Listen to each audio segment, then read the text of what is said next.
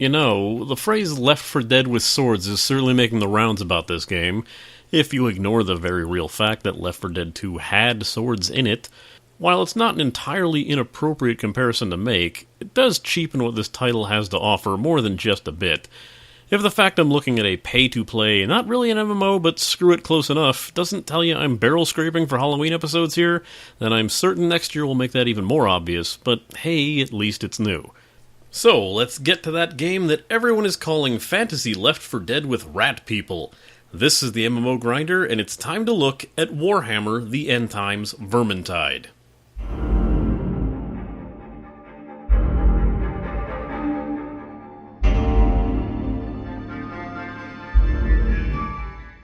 Vermintide, as I'll be calling it from now on to save on syllables, is an action fantasy FPS taking place in the Warhammer universe.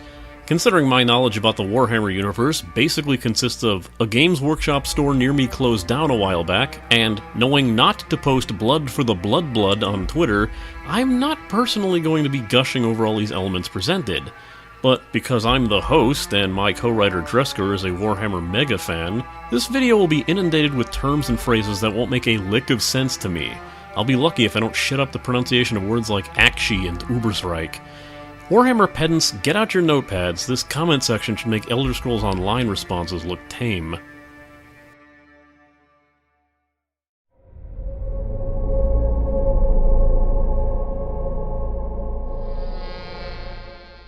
As a general rule of thumb, the game looks absolutely gorgeous. Lighting, animation, and character design are all top-notch. Yet the greatest visual strength of the game is the incredible attention to detail. Chopping a Skaven in half can be so satisfying when their torso splits in two and their guts and organs dangle out from each half. It's extra detail that didn't need to be there, but which makes the combat more visceral and provides more of a rush when you sweep clear an entire swarm of Skaven with a swing from a two-handed axe or sword. Attention to detail carries over to the characters themselves, allowing you to pick out fine details like stitching on their leather, dents and scratches in armor, or bones sticking out of that half-eaten fermented fish trinket that you're wearing. Equipment changes based on rarity, with white quality gear looking worn and shabby, and later rarities looking incredibly ornate and finely detailed. The game even has the player lobby, the tavern, change over from time to time to reflect your story progression as it starts out looking dark and poorly supplied, but is eventually filled with candles, trophies, and food stores that you have reclaimed from the besieged city. We're glad to say that this game is faithful to the Warhammer fantasy setting. The Warhammer vibe just oozes from every corner of this game, from the names of the streets to the ways the characters talk and carry themselves, to even teaching bits of the Dwarven language. Primarily, this is because the people at Fat Shark Games actually have a huge vested interest in Warhammer fantasy, with many having played for decades. Their dedication to accuracy extends so far that members of the team demanded that Skaven blood be black instead of red to comply with the lore. Dresker had a nerd moment when he looked up and noticed the twin-tailed comet arcing over the Grey Mountains, one of the key portents of the apocalypse and the holy symbol of the witch hunters. This game really does feel like a labor of love, and honestly makes almost every other attempt at bringing the Warhammer fantasy verse to life pale in comparison. For an independent studio, Fat Shark is making AAA look pretty lackluster.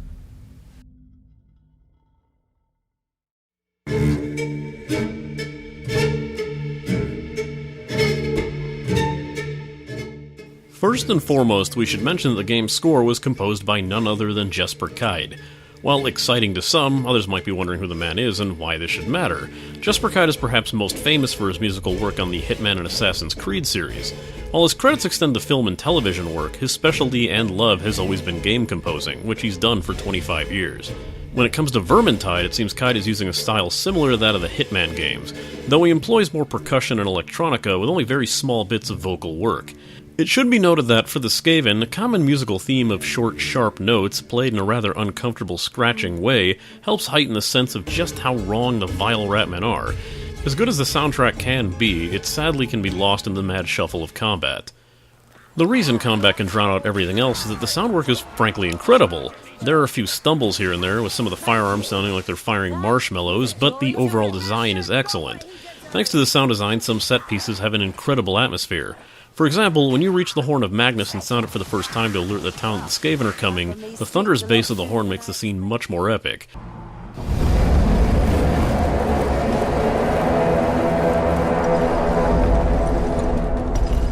Always fun to blow that horn, I reckon. When you sling your weapon, you can hear the character's grunts, the slicing of the blade through the air, the wet squish of flesh being severed, the splattering of blood across the area, and the demented screams of the Skaven as they try to swarm you. While this is all going on, you'll still need to be able to hear the telltale sound of a Rattling gunner cranking his weapon to begin firing, or the sudden shriek of a player being dragged off by a packmaster. Auditory cues which this game uses well. The game's voice work is exceptionally high caliber. Befitting their love affair with Warhammer, Fat Shark ensured that the Skaven spoke and acted like their tabletop counterparts, constantly screeching and screaming while having that usual verbal tick of repeating many nouns and verbs twice. You can expect to hear man-thing, kill quite a bit. Someone must have had fun recording for the Skaven, as their complete lunacy, unbreakable egotism, and hilariously their complete cowardice is brought across in the vocal performances. The player characters continue this trend, with each voice actor seeming to nail the tone and personality of their character. As examples, the Bright Wizard is a cynical woman who dispenses pointed comments about her fellows or the situation at hand, and her tone can rapidly devolve into open madness during combat. The Witch Hunter is incredibly pompous and speaks with the slight aristocratic air of a man who's had the ground he walks on worshipped for fear of being declared a heretic and burned at the stake. He'll make incredibly deadpan, darkly humorous jokes about his compatriots. The Empire Soldier is a gruff but highly charismatic voice befitting a military leader with a righteous fury that can be sparked, but he won't insult anyone.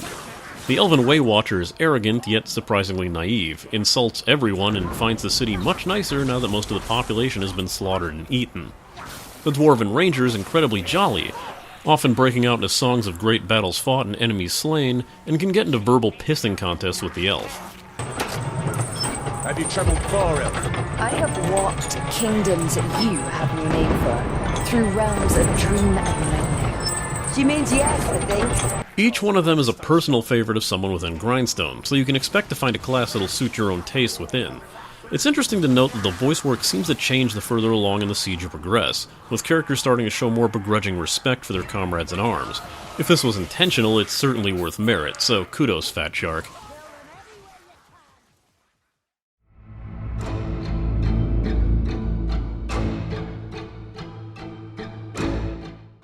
Those of you who have played Left 4 Dead will certainly feel right at home with the idea of a hard-coded cooperative game, but the game is certainly far more than just fantasy Left 4 Dead. First and foremost, there are different classes, and while they all have the same basic stats, their weapon loadouts can completely change their roles. The classes are as follows. The Dwarven Ranger can use heavier melee weapons, sword and board, long-range crossbows, rifles, and a double-barreled shotgun. The Empire Soldier was a loadout similar to the Dwarfs, with the exception of two-handed swords and an automatic handgun. The Elven Waywatcher, who focuses on fast dual swords, faster twin daggers, or a mix of a sword and dagger, with her only ranged weapon being a bow that fire in different ways.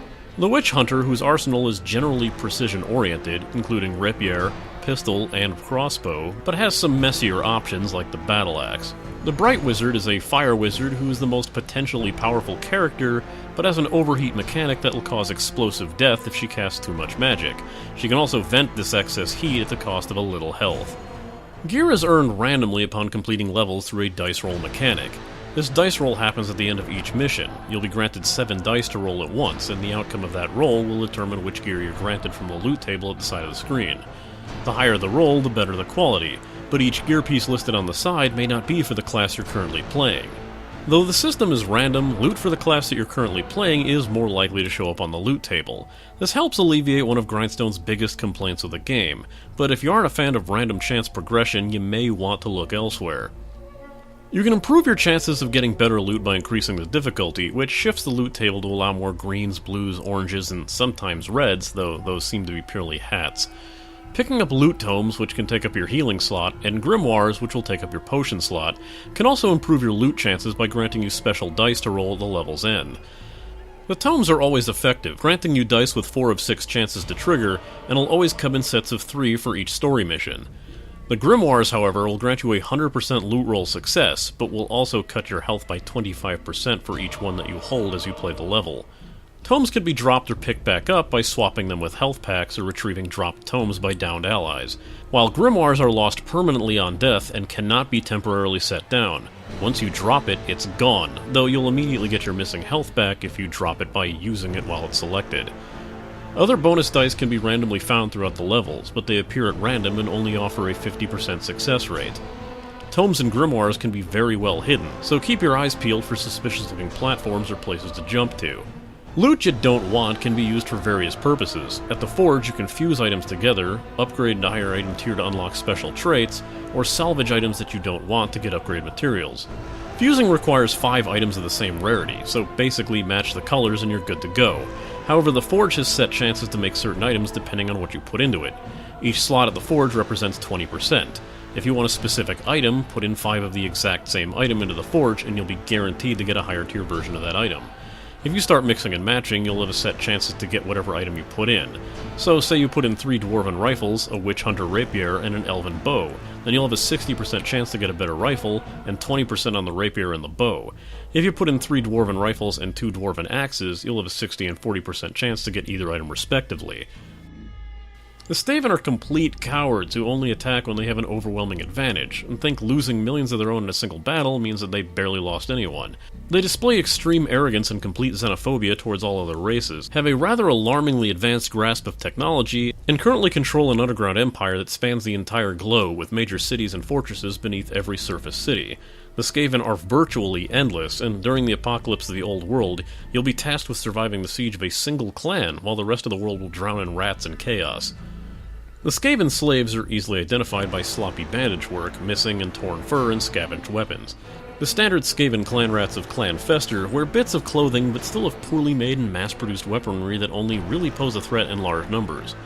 Much higher on the totem pole are the Storm Vermin, gifted with handcrafted armor and halberds. They patrol in secured areas or act as commanders of lesser Skaven and represent a major threat. Hiding from Storm Vermin patrols is possible and highly recommended, especially on higher difficulties. Their marching chant is a dead giveaway and should be seen as this game's witch's cry. There's also a completely passive enemy known as the Sack Rat, a Skaven who has decided to loot for himself and carries around all his valuables in a sack. Killing him will cause him to drop his spoils, which can include both bonus dice for your loot rolls. There's a few special varieties of Skaven that Clan Fester has hired from other clans. The Poison Wind Globadiers of Clan Skyer lob glass globes filled with a gaseous mixture that blankets an area in a thick green smoke, causing constant poison damage and distorting vision. They can also rush forward and blow themselves up in a suicide attack. The dreaded Rattling Gunner wields a 6-barrel warp-infused Gatling gun. The terrible and efficient Gutter Runners will wield sickly green warp claws and leap onto their victims a la Left 4 Dead's Hunter. They can also use smoke bombs to vanish. Packmasters wield long, spike-inlaid catching poles which they'll latch around a character's throat and drag them away with. If the Packmaster finds an isolated spot, he'll plant the pole into the ground and literally hang the player, causing massive amounts of continuous damage. The real purpose of those catching poles is to keep the behemoth Rat Ogre from going berserk.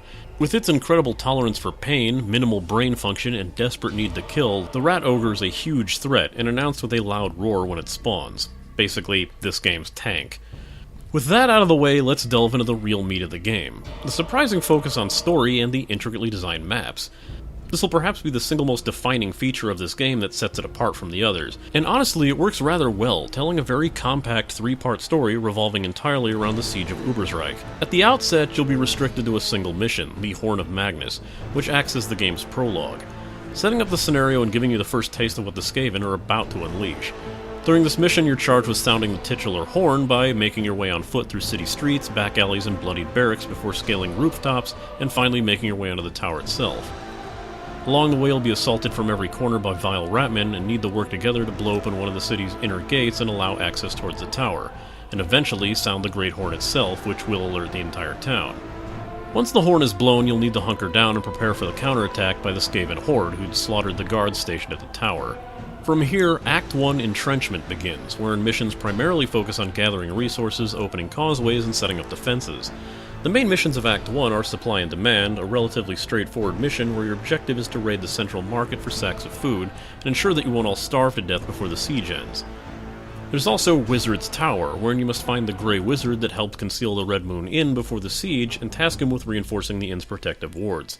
Wizard's Tower is one of the most interesting maps in this game, including MC Escher's staircases and an enchanted room that shows each individual character the thing that they most desire. Have a look at the differences between what the Bright Wizard, the Way Watcher, and the Empire Soldier each see. It's a fun touch that's gone unnoticed by some players of the game until someone tells another player to head over by that tree.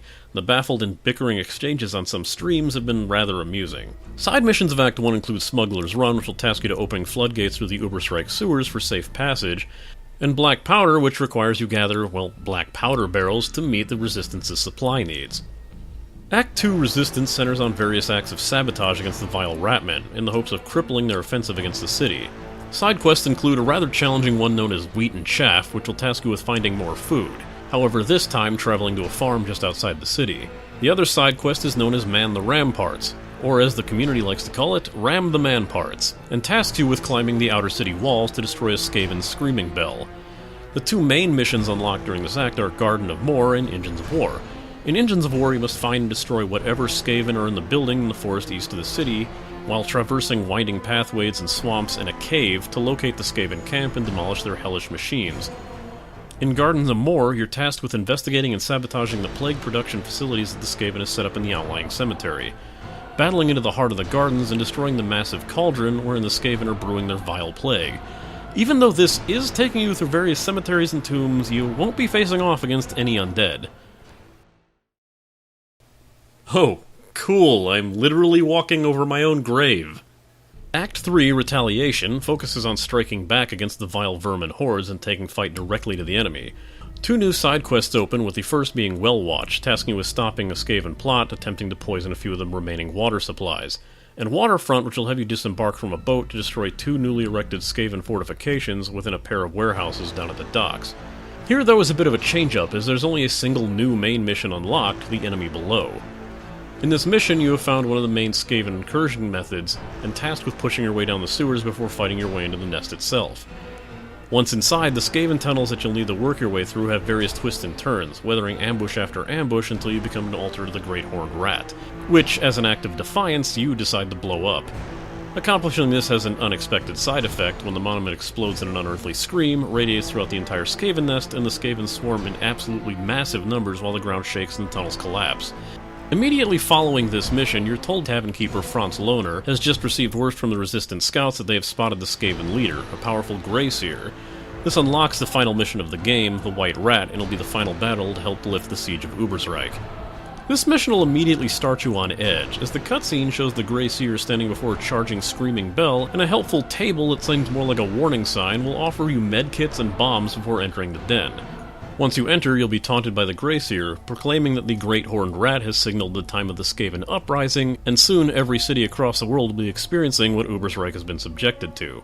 Here, you have a simple objective. The Screaming Bell must be destroyed, and the Grey Seer must be slain no matter the cost. With this final victory, you've helped the Resistance do the impossible, as the siege of Ubersreik is repelled, but there are barely any survivors remaining, and the true extent of the apocalypse is revealed. This was merely the smallest siege on an imperial city, and the empire as a whole, as a massive warband of chaos undivided storms Kislev, and the vampire counts amass their armies to crush their former imperial brethren. All the while, the dwarves are drowning beneath the largest orc war ever seen in the history of the old world, while the high elven homelands sink beneath the waves. This is only the beginning of the apocalypse, and Fat Shark have already promised that we will see more of it.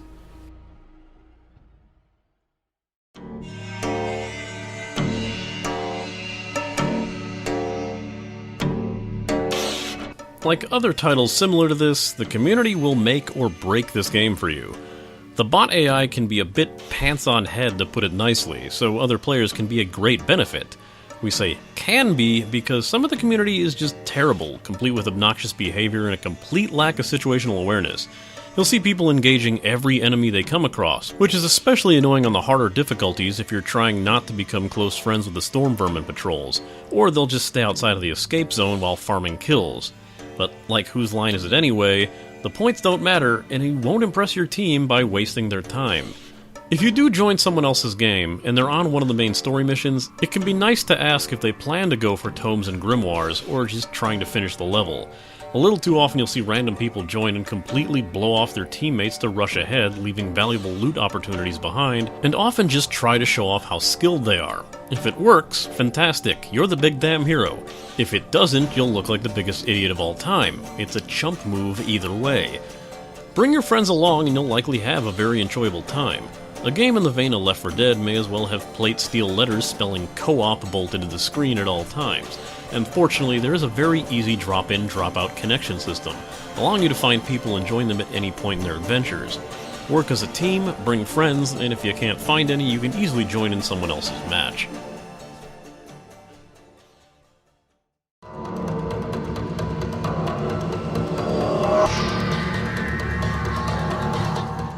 Let's make immediate note here that this game does cost money to play, so this isn't a numbered episode. You'll need to drop $30 at full price to play this game for yourself. Currently, outside of the Collector's Edition, which adds some cosmetics, easy access to the soundtrack, some interesting wallpapers, a map of Ubersreik, and a behind-the-scenes video, there is nothing excluded from your base purchase of the game. The collector's items aren't even anything special and only really act as little cosmetic additions to your characters. There are, however, major plans for DLC down the road, some of it free, some of it not, with said DLC to include new classes and missions. Fatshark have stated that they intend to support this game for several years with new content and bug fixes, but what's already here feels pretty good. What's in the game right now does feel like a complete package, and the future DLC won't be out anytime soon.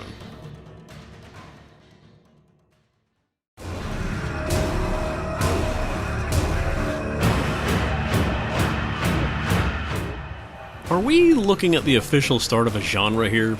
There really isn't a phrase for this kind of 4-player co-op horde defense game, but with the Left 4 Dead games, Payday 2, and now Vermintide, there's a variety of games in which you and a group of friends can take on seemingly impossible odds. However, Vermintide stands out for me personally as one of the first of these games that I can really enjoy, even without having to stick to a familiar group. There's a bit of a learning curve, but the sheer amount of stuff that you can do is impressive, and it doesn't burn out as fast as Left 4 Dead might. Here's my final rating. Unlike the game people are comparing this to, there's plenty more to do in this game than just playing a handful of stages and hoping for a slightly different outcome from the AI each time. Making everything class and loot-based, and including a wide variety of missions to play, gives plenty of variety and opportunity to experience the game from a new angle. If Dresker's gushing over Warhammer trivia that I have no personal connection to didn't tip you off, this game is clearly made for Warhammer fans by Warhammer fans, and the attention to detail isn't required, but amazing and appreciated by those who would see it. Lore wasn't sacrificed for the sake of gameplay, and the characters and special enemies in this game could fit in well with their tabletop counterparts. Of course, if you like the idea of Left 4 Dead, and whatever your stance on Payday 2 might be, being able to play another game like this might be up your alley, especially one this full of content. If you don't pay, you can't play. Simple as that. And don't get pedantic on me about sales and piracy, you know what I meant. The $30 price tag might come across as steep, especially since Payday 2 and each of the Left 4 Dead games run for $20, so you can wait for a sale or decide if that $10 difference is worth it. We are aware that DLC is planned for the game, bringing on more content and additional classes, so let's hope that's handled better here than in some games I've already mentioned.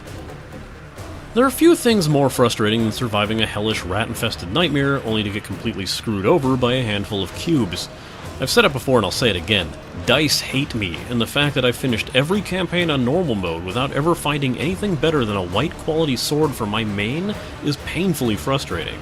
Sure, the Forge can alleviate this, but the random chance elements come into play there as well, so you're never absolutely guaranteed to get what you want or need.